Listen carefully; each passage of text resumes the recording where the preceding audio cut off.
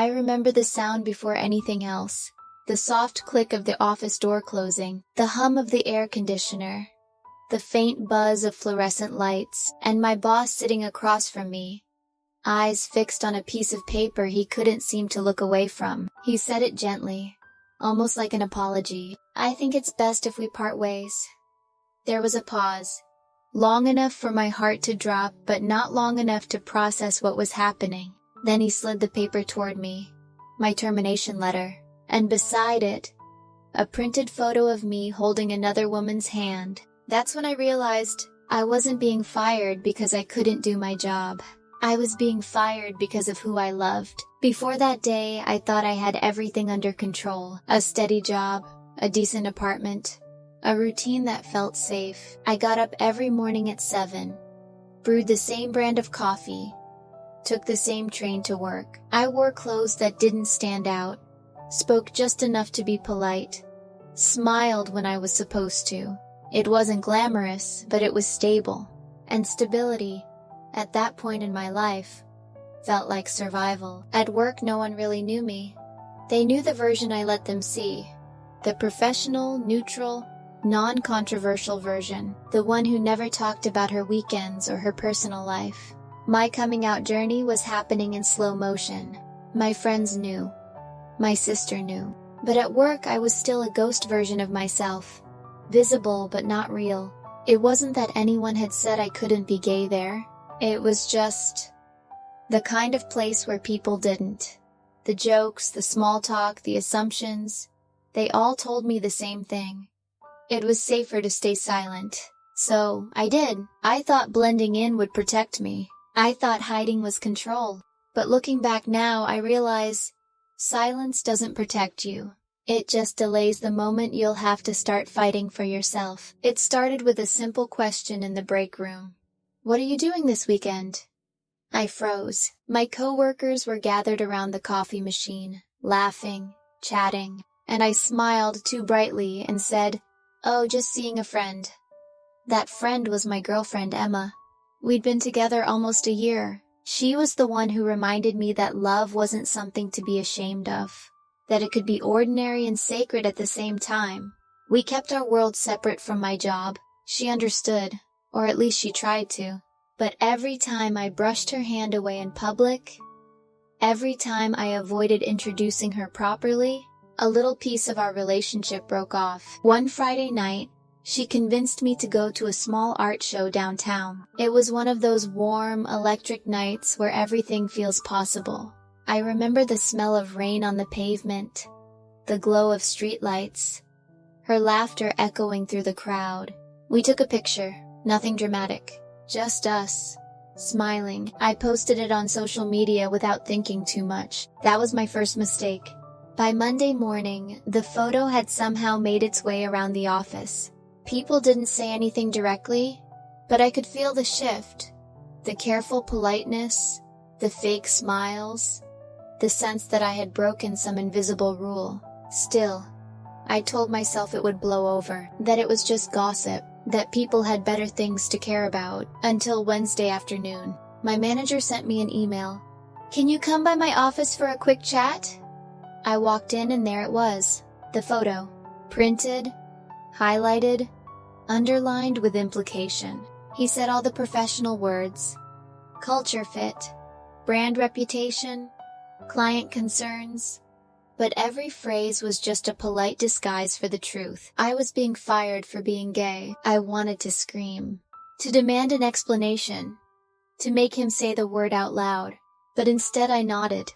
I thanked him for the opportunity, because even in that moment, humiliated, heartbroken, I was still trying to make other people comfortable.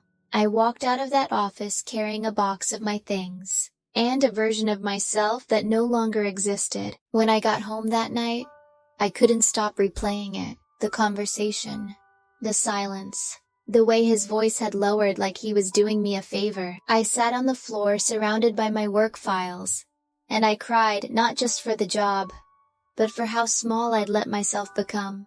Emma came over later. She didn't say anything at first. She just sat next to me, held my hand, and let the silence fill the room. When I finally spoke, my voice cracked. I lost my job. She asked why, and I told her the truth. The full, raw, humiliating truth. I expected her to be angry, to rage at the injustice, but instead, she said something I didn't expect. She said, "I'm proud of you." I stared at her, confused. Proud? For what? She looked at me and said, "For finally being seen. For finally being real. Even if it cost you something." That hit me harder than the firing itself, because she was right. For years I'd hidden behind fear. I thought invisibility was safety, but all it did was starve me of connection. Losing that job was painful, but it was also the first time the world had seen the real me. And even though the world punished me for it, I wasn't invisible anymore. The twist came a week later. I got an email from one of my coworkers, Jenna. We weren't close, but she wrote to say she'd heard what happened, and that she was sorry for staying silent. She told me she'd seen it before. Another woman, quietly pushed out after bringing her girlfriend to a work event. She said, "It's not right, and I'm done pretending it is." A few days later she quit. Then 2 others followed. And that's when I realized something I'd never considered. Silence doesn't just protect the people who hurt you, it also isolates the people who would have stood beside you. My truth didn't just cost me my job. It set off a chain reaction. People started talking, policies started changing, the story spread, and even though I was still angry, still scared, I felt something new underneath it all, something that felt a lot like hope.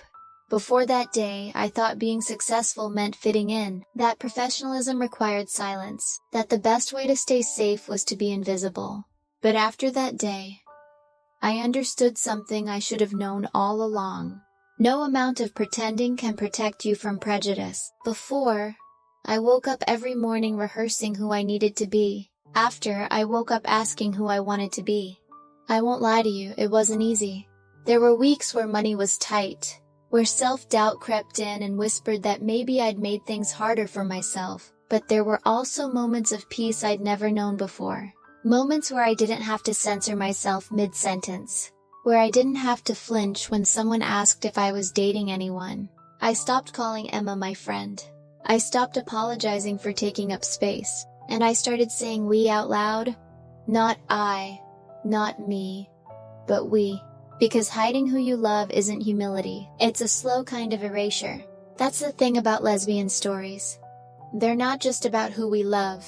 They're about how much we're willing to risk, to love ourselves in a world that still tells us we shouldn't. That day broke something in me.